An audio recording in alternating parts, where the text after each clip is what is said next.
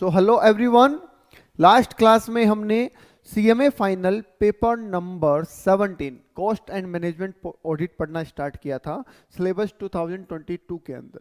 कुछ बेसिक बातें मैंने आपको बताई थी कि कॉस्ट ऑडिट क्या है, कौन कर सकता है और कॉस्ट ऑडिट की डेफिनेशन क्या है। साथ ही साथ हमने कुछ ये भी डिस्कशन किया था कि हमारा जो इंस्टीट्यूट है आईसीएआई जिसका नाम अभी है, उसका जन्म कब हुआ। 1944 के अंदर हमारे इंस्टीट्यूट का जन्म हुआ था एज ए कंपनी, एक कंपनी के रूप में। फिर हमने कहा था कि सर इसका नाम बदल के आईसीएमएआई की 1959 में पहले इसको रिकॉग्निशन मिला और इसका नाम हुआ आईसीडब्ल्यूएआई। ठीक है, नाम हुआ इसका आईसीडब्ल्यूएआई। उसके बाद इसका नाम बदल के आईसीएमएआई किया गया जब कॉस्ट एंड वर्क्स अकाउंटेंट से हटा के कॉस्ट एंड मैनेजमेंट अकाउंटेंट किया गया। और 2012 के अंदर इसका नाम किया गया ICAI, institute of cost accountants of India. तो ऐसी कुछ बातें आपसे साथ मैंने की थी। अभी चलते हैं आगे।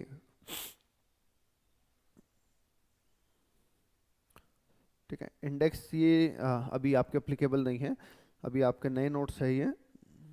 तो हमने सबसे पहले पढ़ा कि कॉस्ट अकाउंटिंग क्या होती है, फिर मैंने आपको बताया था कि कॉस्ट ऑडिट क्या होती है।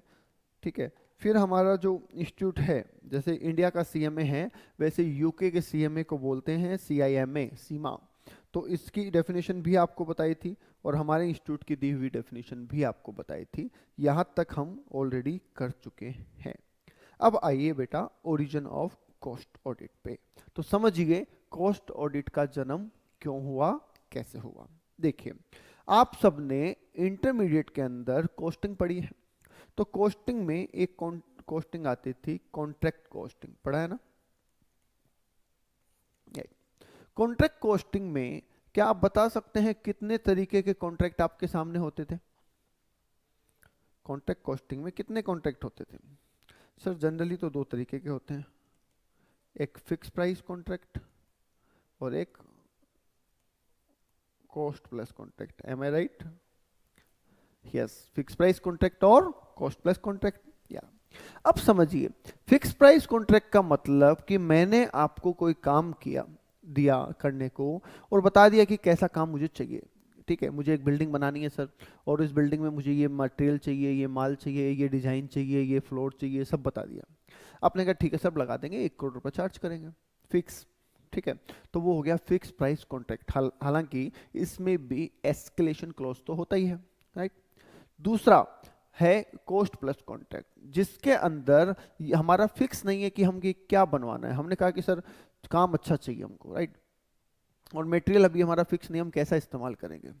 अब जब मेरा मटेरियल फिक्स नहीं है, मेरी डिजाइन फाइनल नहीं है या मेरी क्वालिटी फाइनल नहीं है, तो क्या आप मुझे कोई प्राइस कोट कर सकते हैं? तो आंसर इज नो, आप मुझे कोई प्राइस कोट कर ही नहीं सकते। तो आपने कहा कि सर देखो ऐसा है, आपको जो माल लाना है, जैसा माल लाना आप ले आइए, मैं तो जितनी कॉस्ट लगेगी, ठीक है, आप बताओगे वो माल ले आऊंगा और जितनी कॉस्ट लगेगी उस पर कुछ मार्कअप, कुछ प्रॉफिट जोड़ के आपसे चार्ज कर लूंगा, राइट। क्योंकि प्राइसेज बहुत वेरिएबल है, वेरिएशन बहुत ज़्यादा है। तो हम एक काम करते हैं, काम करवा लीजिए, आप काम कर देते हैं, फिर जितना भी कॉस्ट आएगा उस कॉस्ट पे प्रॉफिट जोड़ के आप हमको दे देना। तो उसको नाम दिया गया कॉस्ट प्लस कॉन्ट्रैक्ट। ठीक है, अब समझिए गवर्नमेंट क्या करती थी, जब गवर्नमेंट कोई सड़क बनवाती थी, पार्क बनाती थी या कोई भी ऐसा काम करती थी, तो गवर्नमेंट क्या करती थी, उसके कॉन्ट्रैक्ट देती थी। क्या देती थी? कॉन्ट्रैक्ट देती थी। ठीक है, और कौन से वाले कॉन्ट्रैक्ट देती थी? Sir government cost plus contract देती थी, राइट। तो गवर्नमेंट ने आपको कॉस्ट प्लस कॉन्ट्रैक्ट दे दिया, बोला भैया ये सड़क बनानी है। ठीक है, आपने कहा बना देंगे सर सड़क, बिल्कुल बना देंगे, कोई दिक्कत नहीं है। पेमेंट का क्या रहेगा, कॉन्ट्रैक्ट कैसा है? बोला जितनी आपकी कॉस्ट लगेगी, आप काम कर दीजिए, जितनी आपकी कॉस्ट लगेगी उस पर 20% जोड़ के हम आपको पेमेंट कर देंगे। हमने कहा ठीक है सर, ओके चलेगा, नो प्रॉब्लम। ठीक है, हमने सड़क बना दी और बना के गवर्नमेंट को एक बिल थमा दिया कि लीजिए सर, इस सड़क को बनाने में मेरे 4 करोड़ रुपए लगे हैं, और जैसी अपनी बात हुई थी 4 करोड़ का 20% मतलब 80 लाख रुपए आप मुझे प्रॉफिट के रूप में, तो टोटल कुल मिला के आप मुझे 4 करोड़ 80 लाख का पेमेंट कर दीजिए। गवर्नमेंट ने बोला ठीक है कर देंगे, पर ये जो 4 करोड़ की कॉस्ट तुमने निकाल के दी है, हम कैसे यकीन कर लें कि ये 4 करोड़ की कॉस्ट ठीक है? क्यों? क्योंकि अगर इसमें गड़बड़ होती है तो हमें तो डबल नुकसान हो जाएगा। एक तो कॉस्ट का पेमेंट एक्स्ट्रा, एक उस पर 20% प्रॉफिट एक्स्ट्रा। बताओ होगा या नहीं होगा नुकसान? राइट? तो गवर्नमेंट ने कहा भैया ये तो लॉस वाली बात है, ये तो समझने में आने वाली बात है नहीं हमारे। तो हम एक काम करना चाहते हैं, हम चाहते हैं कि इस 4 करोड़ की कॉस्ट को हम स्पेशलिस्ट से वेरीफाई करवाएं। क्या करें? हम एक स्पेशलिस्ट को बुलाएं और उससे इस 4 करोड़ की कॉस्ट को वेरीफाई करवाएं। अगर ये कॉस्ट सही निकलती है तो उस पर 20% जोड़ के आप ले लेना, कोई दिक्कत नहीं है। तो यहां से जन्म हुआ किसका? कॉस्ट ऑडिट का। समझ गए? तो बुलाया भी ICWA को। उस टाइम पे CMA नहीं हुआ करता था, उस टाइम होता था cost and works accountant, right? तो उसको बुलाया और बुला के बोला कि लो साहब करो जी, आप चेक करो। ठीक है? तो 1944 में इसका जन्म हुआ और इससे ये काम हम करवाने लग गए। ठीक है? धीरे धीरे समय के साथ, अब ये तो बात हुई गवर्नमेंट की, धीरे धीरे समय के साथ पता चला कि सर इसका इस्तेमाल तो हम कंपनीज में भी कर सकते हैं, इंडस्ट्रीज में भी कर सकते हैं, जरूरी थोड़ी है कि हम इसका इस्तेमाल गवर्नमेंट के टेंडर के रूप में ही करें। तो फिर इसका इस्तेमाल धीरे धीरे इंडस्ट्रीज पे भी होने लग गया। समझ गए? तो इस तरीके से कॉस्ट ऑडिट का जन्म हुआ। बात समझ में आ गई? ओके। तो 2 चीजें आपको ध्यान रखनी है, कॉस्ट ऑडिट कैसे कैसे आया और आपका इंस्टीट्यूट कैसे कैसे आया, दोनों चीजें बिल्कुल अलग है। ठीक है? दूसरा पॉइंट सुनिए सर। ये ठीक है, 1944 में इंस्टीट्यूट आया था, 1959 में उसको मान्यता मिली थी as a special act of parliament, और हमारी कॉस्ट ऑडिट का जन्म कैसे हुआ ये आपको बता दिया है। ठीक है? अब सुनिए आगे, थोड़ा सा यहाँ पे ध्यान दे दीजिए। ये मैं आपको ऑलरेडी बता चुका हूँ तीनों बातें, कि हमारा इंस्टीट्यूट 1944 में आया, 1959 में इसको रिकॉग्निशन मिली, 2012 में इसका नाम बदल दिया गया, ICI कर दिया गया। राइट? अब आइए यहाँ पे, ये पॉइंट आपके लिए इंपॉर्टेंट बन जाता है, ये पॉइंट आपके लिए इंपॉर्टेंट बन जाता है। क्यों? क्योंकि एक MCQ एग्जाम में इसमें से पूछा जाता है, एक MCQ एग्जाम में से इसमें से पूछा जाता है, और वो ये कि कॉस्ट ऑडिट को फर्स्ट इंट्रोड्यूस कब किया था? तो आपका आंसर होगा 1965। कॉस्ट ऑडिट कब इंट्रोड्यूस हुई? 1965 में इंट्रोड्यूस हुई। ठीक है? जब चला करता था कंपनीज एक्ट 1956, अभी चलता है कंपनीज एक्ट 2013, और उस टाइम चला करता था कंपनीज एक्ट 1956। अब एक सवाल आता है कि सर अगर 1965 में ही कॉस्ट ऑडिट एप्लीकेबल हो गई थी, तो आज तक लोग CMA को जानते क्यों नहीं थे? ऐसा क्या हुआ कि CMA कोर्स को रिकॉग्निशन नहीं मिला, उसको पहचान नहीं मिली, उसकी वैल्यू नहीं हुई पहले? ऐसा क्यों हुआ सर, अगर ये 1965 में आ गया था तो उसका भी मैं आपको लॉजिक क्लियर कर देता हूं। देखिए, कंपनीज एक्ट 1956 में सेक्शन 233B जो था, ये कहता था कि एक कंपनी अगर एलिजिबल क्राइटेरिया में आती है तो उसे कॉस्ट ऑडिट करवानी पड़ेगी। ये कॉस्ट ऑडिट वो किसी ICWA से करवा सकती हैं। किससे करा सकते हैं? ICWA से करा सकते हैं, मतलब कॉस्ट एंड वर्क्स अकाउंटेंट से करवा सकते हैं। ठीक है? ओके। पर अगर CWA अवेलेबल नहीं है, ऑब्लिक कर देता हूँ CMA ताकि आप जान जाओ कि सर आप कॉस्ट ऑडिट CMA से करवा सकते हैं, बट अगर CMA अवेलेबल नहीं है, क्या लिखा था? इफ नॉट अवेलेबल, कि सर मिल ही नहीं रहा, CMA ढूंढ रहे हैं हम तो आप क्या करा सकते हैं? Then CA can do cost audit. क्या लिखा था? ध्यान से समझिए, क्योंकि आपको अपने कोर्स के बारे में पता होना चाहिए।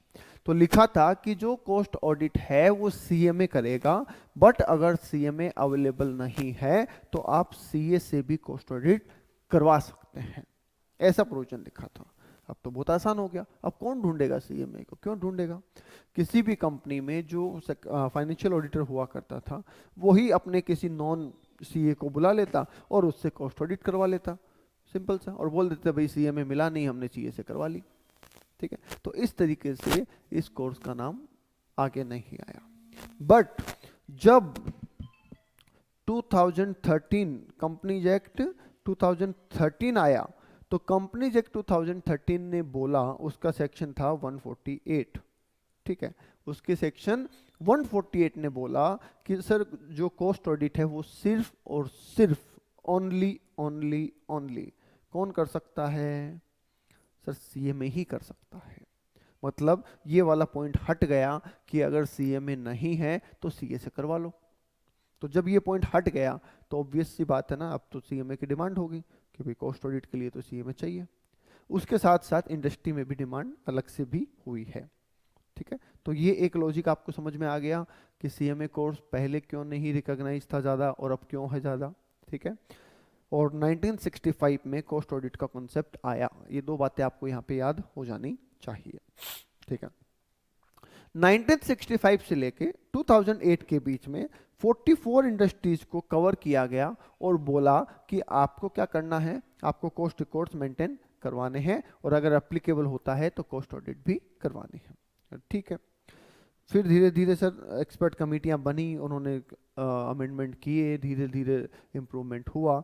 फाइनली 2014 के अंदर companies cost records and audit rules issue किए गए कंपनीज एक्ट 2013 के अंडर, और आज की डेट में भी ये अप्लीकेबल है और इनमें अमेंडमेंट हुआ था, अमेंडेड बाय 2019 में इनमें चेंज किया गया है और ये अभी भी अप्लीकेबल है। समझ गए? तो ये सीआरए रूल्स, इसको शॉर्ट में क्या बोलते हैं? CRA rules 2014। ठीक है, तो ये हम पढ़ेंगे आगे। बताओ यहां तक कोई दिक्कत? ठीक है, नेक्स्ट आ जाइए सर।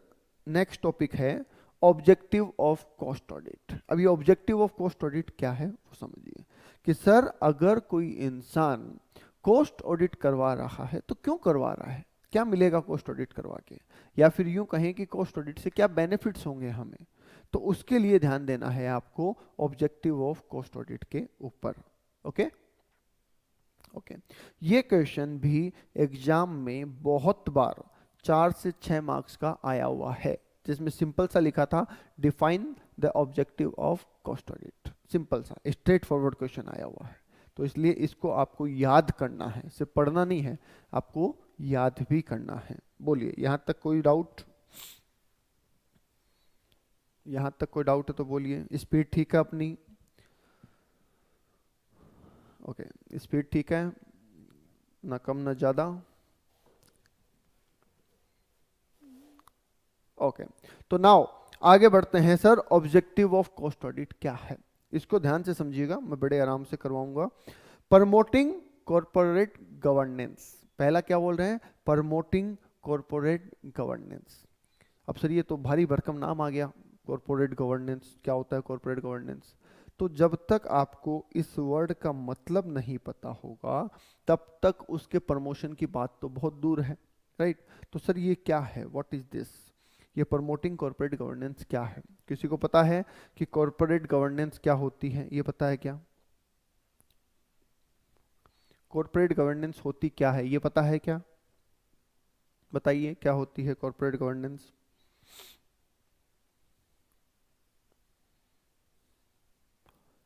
वेरी गुड, बहुत अच्छे। ट्रांसपेरेंसी।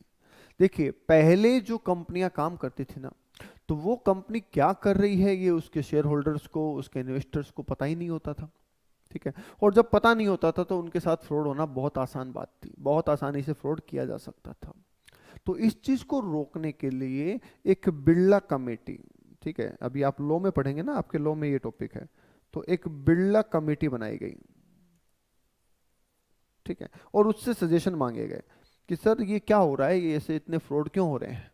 तो बोला कि सर देखिए हमें एक कॉरपोरेट गवर्नेंस नाम का एक कॉन्सेप्ट डालना पड़ेगा, जिसका मतलब ये रहेगा कि ट्रांसपेरेंसी होनी चाहिए, कंसिस्टेंसी होनी चाहिए। जो भी काम कंपनी कर रही है वो काम गवर्नमेंट पब्लिक को पता होना चाहिए, उसके इन्वेस्टर्स को, उसके शेयर होल्डर्स को, उसके मनी बोरोवर जो प्रोवाइडर है उनको, उन सबको वो चीज़ें पता होनी चाहिए सर, तब जाके ये फ्रॉड होना बंद होंगे। तो गवर्नमेंट ने कहा अच्छा ऐसी बात है, ठीक है ऐसी बात है तो कर देते हैं, बताओ क्या करना है। तो तब जाके आपने ये जो पढ़ते हो ना आप कि मिनिमम 2 डायरेक्टर होने चाहिए और 4 बोर्ड मीटिंग होनी चाहिए, इंडिपेंडेंट डायरेक्टर होने चाहिए 2/3 1/3, ये जितनी भी चीज़ें आप पढ़ते हैं ये सब चीज़ें कहाँ से आई? ये सारी चीजें आई कॉर्पोरेट गवर्नेंस से, जिससे कि सारी बातें इन्वेस्टर्स को पता हो और उनके साथ किसी तरीके का धोखा या फ्रॉड ना हो। ठीक है, तो सर ऑडिट होनी है, ठीक है, कंपलसरी ऑडिट होनी है, इंटरनल ऑडिट होनी है, उसके अलावा डायरेक्टर्स मीटिंग होनी है, उसके अलावा जनरल मीटिंग होनी है, जनरल मीटिंग के बीच में गैप कितना होना है, कितने इंडिपेंडेंट डायरेक्टर होने चाहिए, कितना कोरम होना चाहिए। ठीक है, ये सब चीज़ें कहाँ से आई? कॉर्पोरेट गवर्नेंस से निकल के आई, जिसके अंदर आपको हर चीज़ के लिए रूल बना दिए कि ये ऐसा होना चाहिए, ऐसा होना चाहिए, ऐसा होना चाहिए। और जो जो काम एक कंपनी में होगा वो सारा काम आपको किसको बताना पड़ता है? पता ही होगा आपको, किसको इंटीमेट करना पड़ता है? आरओसी को, रजिस्ट्रार ऑफ कंपनी को। और जैसे आर ही आप आरओसी को इंटीमेट करते हैं, वैसे ही आप ये मान के चलिए कि वो आपके इन्वेस्टर तक पहुंच जाता है, क्योंकि आरओसी की जो वेबसाइट है एमसीए, और अभी एक नई साइट लॉन्च करी है रिसेंटली, अगर आपको ध्यान होगा तो वी3 के नाम से, राइट? पहले MC21 चलता था, अभी एक नई साइट उन्होंने बनाई है वी3, तो उस पर सारा ये अपलोड कर रहे हैं, सारा सिस्टम उसको रिप्लेस कर रहे हैं, राइट? तो वहाँ से आप किसी भी कंपनी का डिटेल निकाल सकते हैं, उसमें कौन डायरेक्टर है, कंपनी का क्या है, कंपनी के फाइनेंशियल स्टेटमेंट क्या है, कंपनी के लोन्स वगैरह क्या है, वो सब चीज़ें आप वहाँ से निकाल सकते हैं। तो इसी को तो क्या कहते हैं? ट्रांसपेरेंसी। अब कॉस्ट ऑडिट भी उसी का एक रूप है, वो भी मदद करता है ट्रांसपेरेंसी लाने में। कैसे? समझिए कि सर आज तक कंपनी में जो कॉस्टिंग की जा रही थी, जो कॉस्ट ऑफ प्रोडक्शन निकाली जा रही थी, वो सही थी या नहीं थी, पता ही नहीं था। अब ऑडिटर क्या करेगा? कॉस्ट ऑडिट करेगा, उसमें ये बताएगा कि कॉस्ट ऑफ प्रोडक्शन सही है या नहीं है, और उसके ऊपर एक रिपोर्ट बना के देगा, जो कि रिपोर्ट आरओसी में रहेगी और हम उसको देख सकते हैं। तो जाहिर सी बात है कि हमारे माइंड में और क्लैरिटी रहेगी, हमारे सामने और क्लैरिटी रहेगी कि हाँ जी, कंपनी कितना ट्रांसपेरेंटली काम कर रही है, राइट? तो उसे ही क्या नाम दिया है? Corporate governance, right? तो प्रमोटिंग कॉर्पोरेट गवर्नेंस, समझ गए कैसे ये कॉर्पोरेट गवर्नेंस को प्रमोट करता है? दूसरा आइए, दूसरा ऑब्जेक्टिव क्या है? ठीक है, ये जो मैं आपको पढ़ा रहा हूं ना, these are general objective, these are general objective, ध्यान दीजिएगा, हालांकि यहाँ लिखा नहीं है पर ये जनरल ऑब्जेक्टिव है। आपका इंस्टीट्यूट क्या करता है ना, मजे मजे लेता है इंस्टीट्यूट। पहले जो मॉड्यूल था ना, उसमें जनरल ऑब्जेक्टिव अलग लिखे हुए थे और सोशल ऑब्जेक्टिव अलग थे। जनरल का मतलब जो सबके फायदे की बात है, और सोशल का मतलब जो सोसाइटी के फायदे की बात है, सोशल इंपॉर्टेंस रखते हैं, राइट? तो पहले जो मॉड्यूल आया उसमें जनरल ऑब्जेक्टिव अलग थे, सोशल ऑब्जेक्टिव अलग थे। फिर जो नया मॉड्यूल लॉन्च किया, ठीक है, 2016 सिलेबस की बात कर रहा हूँ, तब इन दोनों को मिक्स कर दिया, बोले सोशल और जनरल दोनों मिला दो, एक साथ ही लिख दो। ठीक है, अभी जब 2022 का सिलेबस लॉन्च किया तो दोनों को फिर से अलग कर दिया। समझ गए? पता नहीं क्या करते रहते हैं। ओके, तो इसलिए आपको अलग अलग ही पढ़ने हैं, क्योंकि एग्जाम में जो क्वेश्चन आते हैं ना वो ऐसे आते हैं, describe the social objective of cost audit, describe the general objective of cost audit, तो फिर आपको वही लिखने हैं जो पूछा गया है। तो दैट्स वाई हम क्या पढ़ रहे हैं? General objective. क्लियर है? ओके, दूसरे पॉइंट पे आएंगे, डिटर्मिनेशन ऑफ इन्वेंट्री वैल्यूएशन। कि सर इन्वेंट्री का वैल्यूएशन करना बहुत आसान हो जाता है जब आपके सारे कॉस्ट रिकॉर्ड्स वेरीफाई हो चुके हैं, तो इन्वेंट्री का वैल्यूएशन तो बहुत आसान हो जाएगा, क्योंकि वैसे भी आप इन्वेंट्री को वैल्यू किस पे करते हैं? कॉस्ट और NRV, which ever is less. तो कॉस्ट तो वेरीफाई हो गई, तो उसको वेरीफाई उसका वैल्यूएशन करना बड़ा ही आसान हो जाता है। ठीक है, नेक्स्ट आइए sir, verification of cost to each cost unit और कॉस्ट सेंटर। ये क्या है लफड़ा? तो इसको जानने से पहले मुझे आप जवाब दीजिए एक पॉइंट का, कि what is cost unit and what is cost centre. ये दो वर्ड को मुझे समझाइए पहले आप, कि कॉस्ट यूनिट क्या होती है और कॉस्ट सेंटर क्या होते हैं। जब ये दोनों बातें समझ में आएगी तो इस पॉइंट का मतलब समझ में आएगा। बताइए जी, बता सकता है कोई? व्हाट इज कॉस्ट यूनिट और कॉस्ट सेंटर? कॉस्ट यूनिट्स का सर, जैसे कॉस्ट की यूनिट होगी मीटर, किलोग्राम, ठीक है, तो कॉस्ट यूनिट होगी। ओके। और cost centre?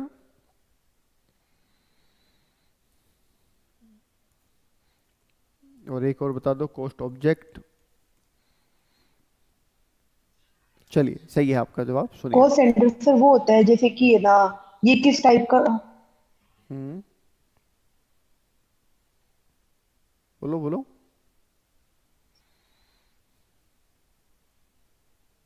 Sir cost centre वो हो जाता है जैसे कि कोई डिपार्टमेंट हो गया, तो इस डिपार्टमेंट कोई भी डिपार्टमेंट कॉस्ट का एक हो गया तो वो कॉस्ट सेंटर हो गया। ठीक है, okay. And what is cost object? जिस ऑब्जेक्ट की कॉस्ट निकाल रहे हैं सर वो कॉस्ट ऑब्जेक्ट हो जाएगा okay, sir. Okay, very good, very good, very good, बिल्कुल ठीक है। देखिए, इन्होंने कहा सर कॉस्ट ऑब्जेक्ट का मतलब वो आइटम, वो चीज जिसकी हम कॉस्ट निकाल रहे हैं।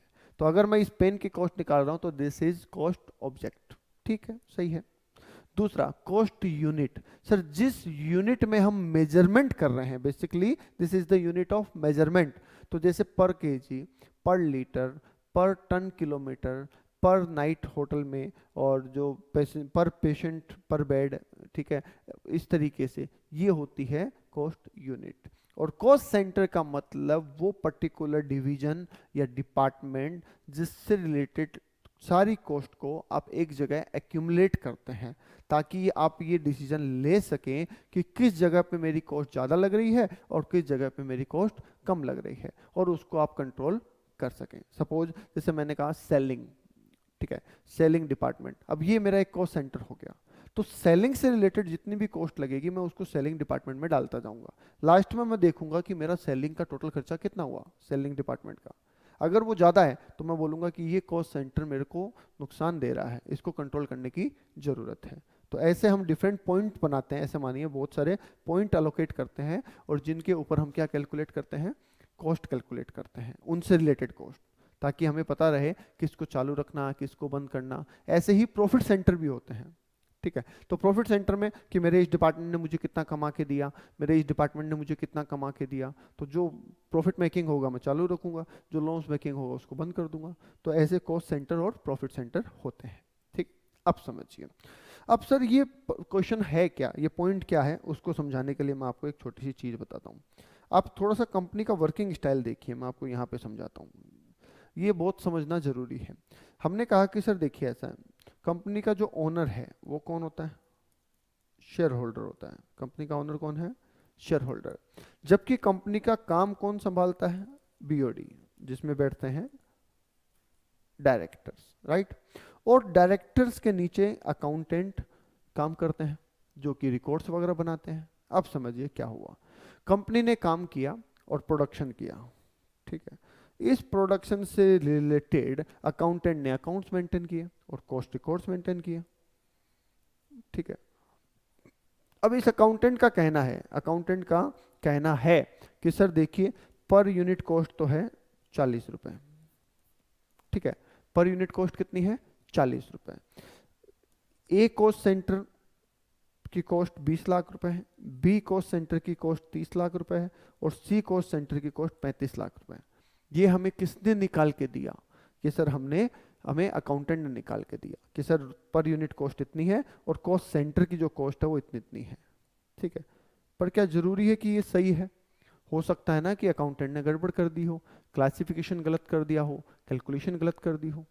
तो कॉस्ट ऑडिट जब हम करवाएंगे तो ये वेरीफाई हो जाएगा कि ये कॉस्ट सही है या नहीं है, समझ गए। तो इसके लिए ये ऑब्जेक्टिव लिखा गया है, verification of cost of each cost unit और cost centre to ensure that these have properly ascertain, कि उनकी कैलकुलेशन प्रॉपर हुई है या नहीं, ये जानने के लिए कॉस्ट ऑडिट हमारी मदद करेगी। आगे बात समझ में, okay. Next is fixation of price. Price fix करने में मदद करती है। अगर आप अपने कॉस्ट स्ट्रक्चर को वेरीफाई कर लेते हैं, अपनी कॉस्ट ऑफ प्रोडक्शन को वेरीफाई कर लेते हैं, तो ऑब्वियस सी बात है कि आपके लिए प्राइस फिक्स करना क्या हो जाएगा, इजी टास्क हो जाएगा। तो फिक्सेशन ऑफ प्राइस में कॉस्ट ऑडिट आपकी मदद करेगा, ठीक है। अगर आपकी कॉस्ट ही गलत है तो फिर तो प्राइस गलत फिक्स होनी है, उसमें क्या कहना है। तो दैट्स वाई ये हमारी मदद करता है। Next one is ensuring optimum utilisation of resources, मतलब संसाधनों का सर्वोत्तम इस्तेमाल, सही तरीके से सही रिसोर्सेज का इस्तेमाल करना। देखो ये कैसे होता है सर, कॉस्ट ऑडिट से ऑप्टिमम यूटिलाइजेशन कैसे होगा, बहुत सिंपल है। कॉस्ट ऑडिट क्या करता है, जब हम कॉस्ट ऑडिट करेंगे तो हमें ये पता चलेगा कि हमारे अब नॉर्मल लॉस कहाँ हो रहे हैं, हमारी वेस्टेज कहाँ हो रही है, हमारे रिसोर्सेज का नुकसान कहाँ हो रहा है, राइट। ये तो पता चलेगा, राइट। जब हमें ये पता चलेगा कि इस जगह पे हमारे रिसोर्सेज वेस्ट हो रहे हैं, तो क्या हम उनको सुधारेंगे? बिल्कुल सुधारेंगे। और जब हम उनको सुधारेंगे तो क्या हमारे रिसोर्सेज का ऑप्टिमम यूटिलाइजेशन हो जाएगा? ऑप्टिमम का मतलब होता है कम कीमत में ज्यादा काम, ठीक है, कम लागत में ज्यादा फायदा। ओके, तो इसलिए बोला गया है कि optimum utilisation of resources, resources का ऑप्टिमम यूटिलाइजेशन। बोलो क्लियर है पॉइंट? ओके, आगे बढ़िए। Next one is reconciliation between cost and financial statement. आपको पता होगा, आपने कॉस्टिंग के अंदर, आपने कॉस्टिंग के अंदर ये चैप्टर पढ़ा होगा रिकंसिलिएशन स्टेटमेंट, जिसमें profit as per cost records और profit as per financial records को आपस में मैच करवाया जाता है। पढ़ा ना?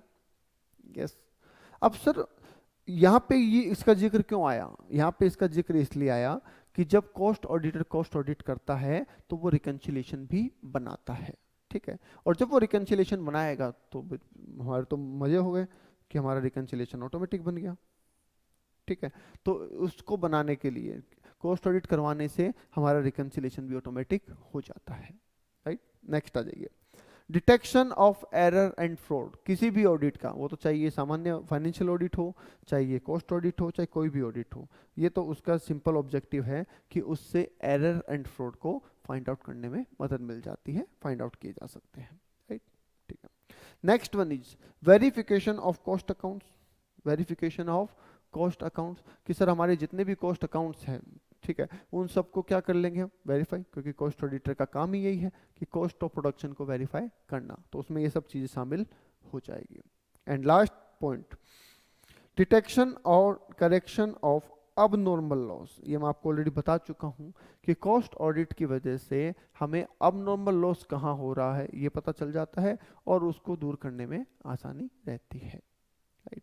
And last point is interfirm comparison. ये बहुत अच्छा पॉइंट है, आगे पेज पे है, ध्यान दीजिएगा। Interfirm comparison, what is this? Interfirm comparison क्या है, ध्यान दीजिएगा। देखिए, अगर आपको दो फर्म को कंपेयर करना है, फर्म ए और फर्म बी, ठीक है, और मान लीजिए दोनों की ही कॉस्ट ऑडिट नहीं हो रखी है, तो क्या आप बता सकते हैं कौन बेस्ट है?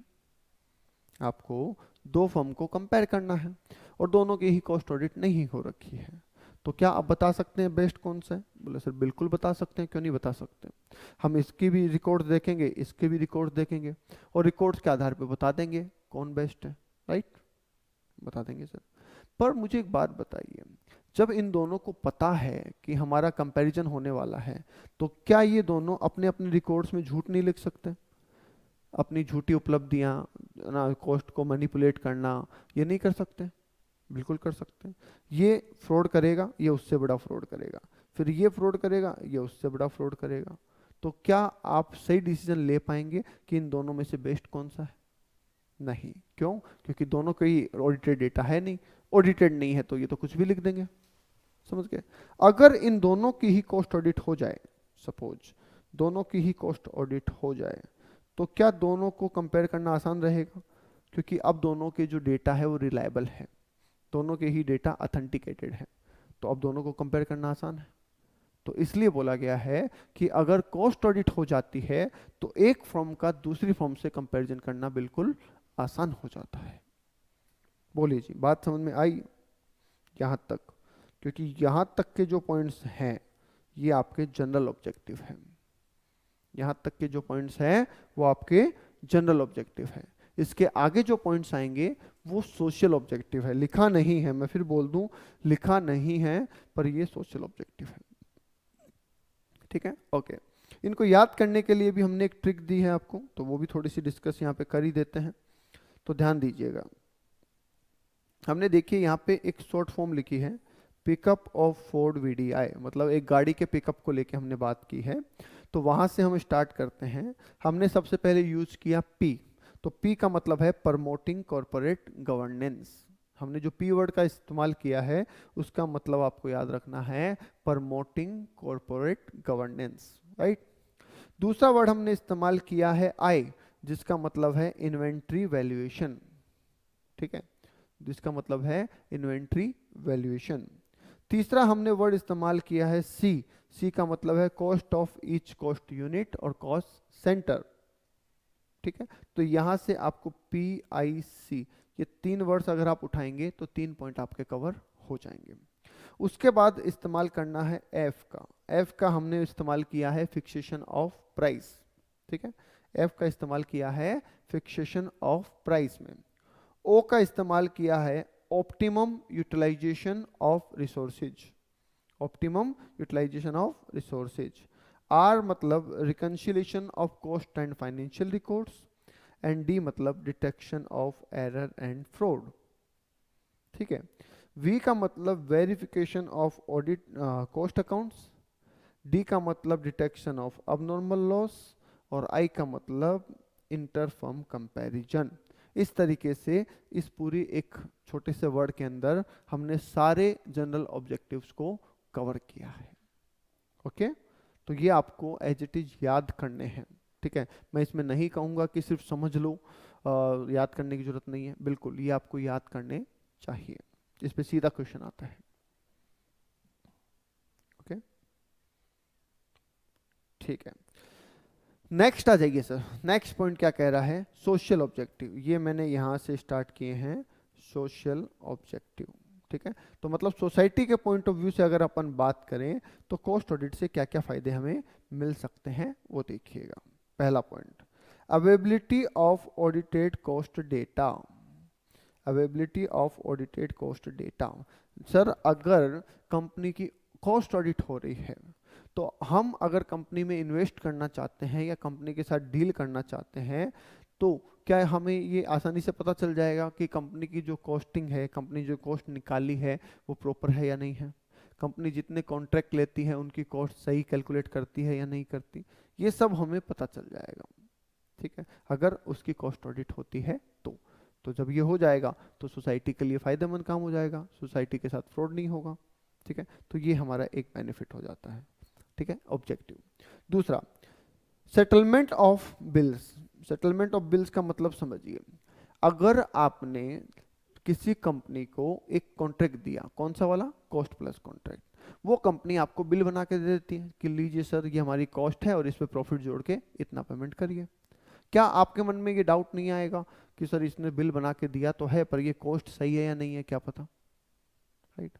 बट अगर उस सामने वाले कंपनी की अगर कॉस्ट ऑडिट हो जाए और सामने वाला वो जो बंदा है वो आपको लाके बोले लो सब कॉस्ट ऑडिट की रिपोर्ट देख लो आप, मैंने जो कॉस्ट निकाली है वो बिल्कुल ठीक है, तो क्या आपको यकीन हो जाएगा कि हाँ जी इसने जो कॉस्ट निकाली है वो ठीक है, तो आराम से आपका क्या हो जाएगा, सेटलमेंट हो जाएगा।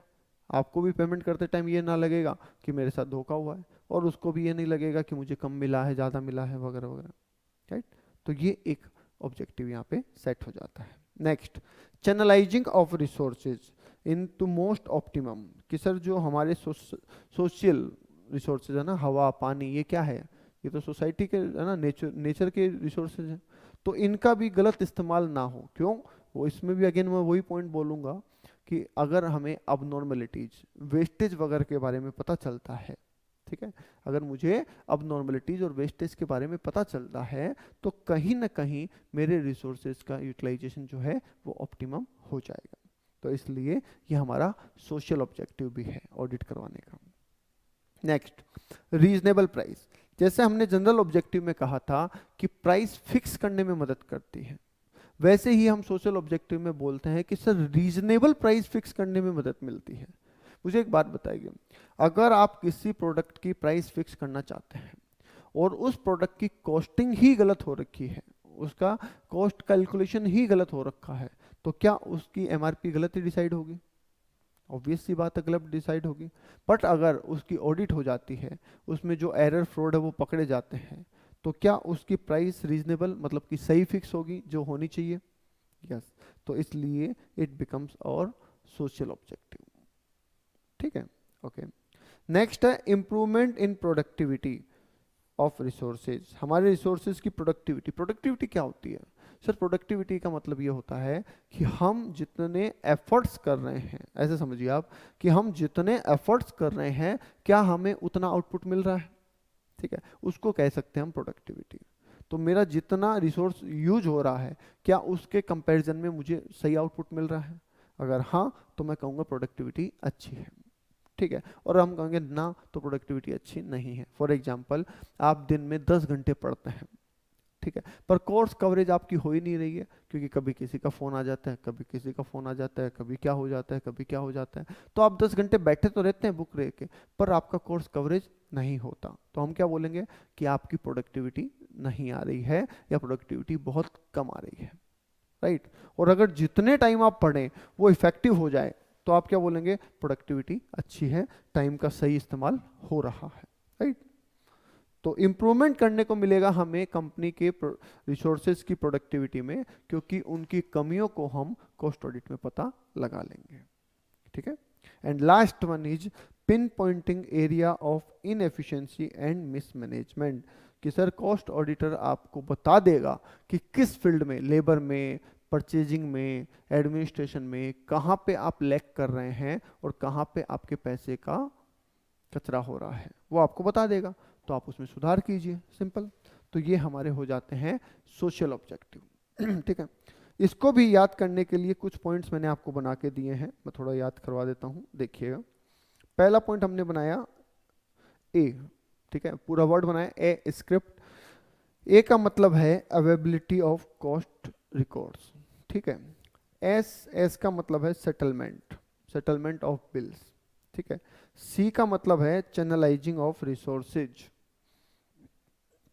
आर का मतलब है रीजनेबल प्राइस। आई का मतलब है इंप्रूवमेंट इन प्रोडक्टिविटी। और पी का मतलब है pin pointing area of inefficiency and mismanagement, ठीक है। टी का कोई मतलब नहीं है, टी का कोई मतलब नहीं है, ओके। तो इस तरीके से ये पॉइंट हमें डाले गए हैं। बोलो जी, क्लियर है यहां तक? कोई डाउट तो बोलिए। ओके सर, एक पॉइंट समझ में नहीं आया, ये ऑब्जेक्टिव और एडवांटेज ये क्या है? बताओ, आता है ऐसा डाउट कभी कि सर आप ऑब्जेक्टिव बोल रहे हैं वो भी हमें तो एडवांटेज जैसे ही लग रहे हैं, कोई एडवांटेज बोलता है वो भी एडवांटेज ही लगते हैं, ठीक है। इम्पोर्टेंस बोलते हैं वो भी वही समझ में आती है, बेनिफिट बोलते हैं वो भी वही समझ में आते हैं, ये क्या है लफड़ा? तो देखिए, मैं आपको थोड़ा सा एक्सप्लेन करता हूँ इसको।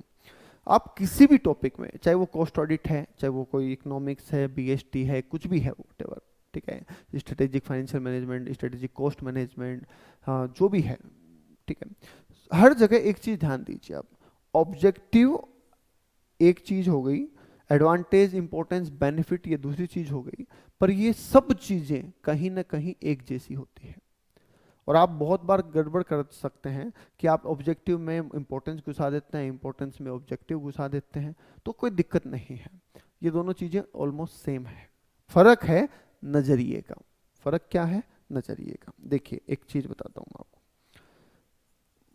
ये एक बंदा है और इसको सीएमए करना है, ध्यान दीजिए, ये एक बंदा है और इसको सीएमए करना है, राइट, ओके। अब ये सीएमए क्यों करना चाहता है, पहले ध्यान से सुनिएगा, ये सीएमए क्यों करना चाहता है, ये कब सोचेगा, करने से पहले या करने के बाद? बताओ, कोई काम आप क्यों करना चाहते हो, उस काम से आपको क्या मिलेगा, ये आप करने के बाद सोचोगे या करने के पहले सोचोगे? ऑब्वियस सी बात है सर, कब सोचेंगे बता दो? पहले सोचेंगे, जब हम स्टार्टिंग करने वाले होंगे वो तब सोचेंगे।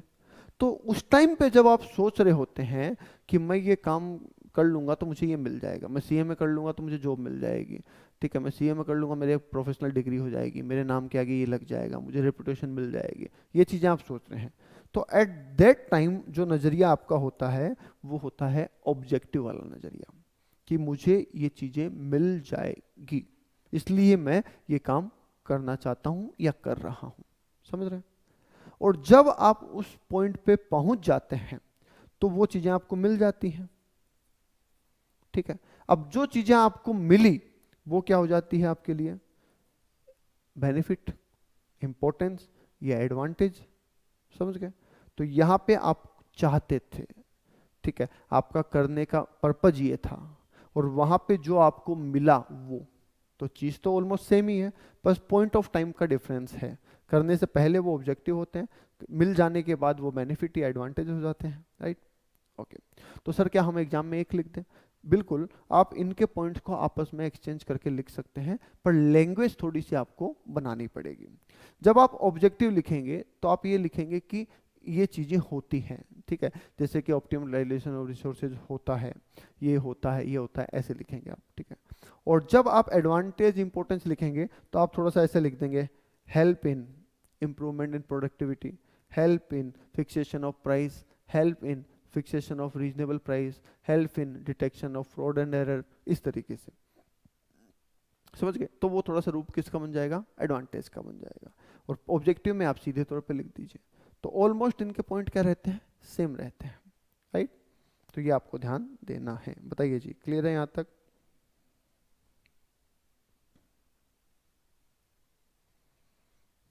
यहाँ तक बोलिए, कोई डाउट?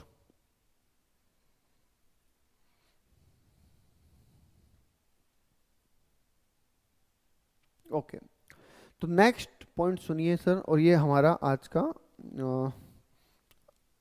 ठीक है, देखते हैं, चलिए आखिरी पॉइंट होगा या नहीं होगा, देखते हैं। नेक्स्ट पॉइंट सुनिए, स्कोप ऑफ ऑडिट, और ये नया टॉपिक ऐड किया गया है। मैं साथ ही साथ बता दूं आपको, ये सिलेबस 2016 में नहीं था, ये टॉपिक यहाँ पे नया ऐड ऑन किया गया है, right. Scope of cost audit क्या है? स्कोप ऑफ कॉस्ट ऑडिट, कि सर कॉस्ट ऑडिट में क्या क्या चीजें शामिल की जाती है और कॉस्ट ऑडिट के स्कोप से क्या फर्क पड़ता है, ठीक है। तो पहले इसको एक आसान भाषा में समझते हैं। स्कोप मतलब क्या? स्कोप मतलब क्या? स्कोप मतलब क्या? तो सर स्कोप का मतलब है वो एरिया जो इसमें शामिल होगा, मतलब कॉस्ट ऑडिट में जितनी चीजें इंक्लूड की जाएगी उसे हम कहेंगे स्कोप ऑफ कॉस्ट ऑडिट। जैसे आप कहते हैं इंटरनल कंट्रोल को चेक करना कॉस्ट ऑडिट में आता है, तो वो उसके स्कोप में आ गया। कॉस्ट रिकॉर्ड्स को चेक करना उसमें आता है, तो वो उसके स्कोप में आ गया। तो स्कोप का मतलब कि जब आप कॉस्ट ऑडिट करेंगे तो आप किन किन चीजों को शामिल करेंगे, उसे बोलते हैं scope of cost audit, right. अब ये बोला गया कि सर हम जब कॉस्ट ऑडिट करने जाएं तो स्कोप को क्या रखें? छोटा रखें, बड़ा रखें, कैसे रखें, बताइए, ठीक है। तो उसको लेके यहाँ पे कुछ बातें हैं, ध्यान दीजिएगा। क्या बोला है कि सर अगर आप कॉस्ट ऑडिट का स्कोप बढ़ाते हैं तो आपको कहीं से बेनिफिट मिल जाते हैं, ठीक है। एक तो होता है कि आपने सिर्फ ऊपर ऊपर से कुछ चीजें चेक कर ली और कहा कि भैया हो गई कॉस्ट ऑडिट। एक आप उसका स्कोप बढ़ाएं कि इसमें ये भी चेक कर लो, ये भी चेक कर लो, ये भी चेक कर लो, तो फिर आपको कुछ फायदे हो सकते हैं। वो फायदे क्या हैं? देखिए, पहला point, control over element wise cost. अगर आप डिटेल में जाएंगे तो पहले तो आप ओवरऑल कॉस्ट चेक करते हैं, बट डिटेल में जाएंगे तो आप एलिमेंट वाइज कॉस्ट चेक करेंगे, तो आप उनको कंट्रोल कर सकते हैं। उसमें अगर कहीं पे वेस्टेज हो रही है या कहीं पे कॉस्ट ज़्यादा लग रही है तो आप उसको क्या कर सकते हैं? कंट्रोल कर सकते हैं। तो ज़्यादा स्कोप लेने से ये एक बेनिफिट हो जाता है। दूसरा, सर सेल प्राइस फिक्स करने में मदद मिलती है? जी बिल्कुल मिलती है। जैसे अभी हमने कहा फिक्सेशन ऑफ प्राइस और रीजनेबल प्राइस, दोनों बातें में मदद मिलती है, तो बिल्कुल यहाँ पे भी आपको मदद मिलेगी अगर आप कॉस्ट ऑडिट को वाइडर कॉन्सेप्ट में करेंगे। अगर आप ऊपर ऊपर से चेक करेंगे तो इनमें मदद नहीं मिलेगी, ठीक है। अगर आप डिटेल में जाएंगे तो पता चलेगा कि मेन प्रॉब्लम कहाँ है और उससे आपको सेल प्राइस फिक्स करने में मदद मिलेगी। Next, assist management in decision making. क्या कॉस्ट ऑडिट से डिसीजन मेकिंग भी आसान होगी? बिल्कुल होगी सर, क्योंकि जब आपको पता चलेगा कि हम कहाँ पे बैक कर रहे हैं, कहाँ पे हमारे जो है ना स्वॉट एनालिसिस, ठीक है, क्या हमारी स्ट्रेंथ है, क्या वीकनेस है, क्या अपॉर्चुनिटी है, क्या थ्रेट्स हैं, ये सब भी आपको कॉस्ट ऑडिट के दौरान पता चलेगा, तो आप ज़्यादा बेटर डिसीजन ले पाएंगे, right. Okay, necessity and result from each activity perform. आपने जितने भी कॉस्ट ऑडिट के दौरान काम करेंगे, जितने भी प्रोसीजर लगाएंगे, उनसे जो रिजल्ट मिलेंगे आपको, उनसे जो रिजल्ट मिलेंगे उसके जरिए भी आप अपने परफॉर्मेंस को इम्प्रूव कर पाएंगे, ठीक है। वेस्टेज को मिनिमाइज करना, सारे पॉइंट पढ़ने की जरूरत नहीं है। वेस्टेज को मिनिमाइज कर पाएंगे? बिल्कुल कर पाएंगे। तो अगर आप अपने कॉस्ट ऑडिट के स्कोप को बढ़ाते हैं, ठीक है, तो आप ज़्यादा अच्छे से, ज़्यादा बेटर तरीके से काम कर पाएंगे और ऐसे आपको बहुत सारे बेनिफिट मिल जाएंगे। ओके तो क्या बोला है कि सर आप कॉस्ट ऑडिट को सिर्फ ऐसे मत समझिए कंप्लायंस टूल के चक्कर में। कंप्लायंस टूल का मतलब क्या हुआ पता है? कंप्लायंस टूल का मतलब ये है कि सर मेरा तो है ना इस साल टर्नओवर एक्सीड कर गया 50 करोड़ से। ठीक है, आप क्या कहते हैं कि सर मेरा इस साल टर्नओवर 50 करोड़ से ऊपर चला गया, तो मुझे तो कॉस्ट ऑडिट करानी पड़ेगी। क्या बोल रहे हैं आप? करानी पड़ेगी। तो आपने बोला किसी को ढूंढता हूँ, कुछ करवा देता हूँ, थोड़ा बहुत चेक करके रिपोर्ट बना देगा, पीछा छूटेगा। तो वो तो हो गया सिर्फ कंप्लायंस टूल कि क्योंकि आपको करवानी पड़ेगी इसलिए आपने करवा दी, बात खत्म, राइट।